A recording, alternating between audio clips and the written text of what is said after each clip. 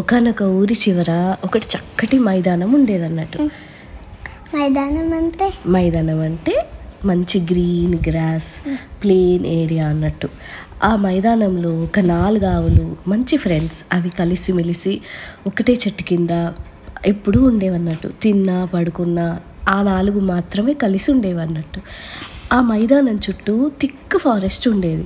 ఆ మైదానం ఊరి చివర కనుక ఫారెస్ట్ ఉండేది. ఆ ఫారెస్ట్లో ఉన్న టైగర్స్ కానీ లయన్స్ కానీ ఎప్పుడూ ఈ ఆవులను గమనిస్తూ ఉండేవి. ఎప్పుడు వీటి దగ్గరికి వచ్చేవి కాదు. ఎందుకు? అవి కలిసి ఉన్నాయి కదా అని చెప్పి భయపడి వాటి పని అవి చేసుకునేవి. ఎప్పుడు వీటిని తినాలన్న ఆలోచన రాలేదు భయం వల్ల. ఎందుకు? ఈ 4 ఆవులు కలిసి ఉన్నాయి కాబట్టి. ఒకరోజు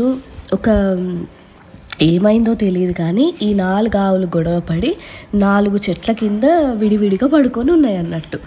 అంటే అవి గొడవపడి ఏవి మాట్లాడుకోవట్లేదు, అంటే కమ్యూనికేట్ చేసుకోవట్లేదు, కలిసి తినట్లేదు, విడిపోయినాయి అన్నట్టు.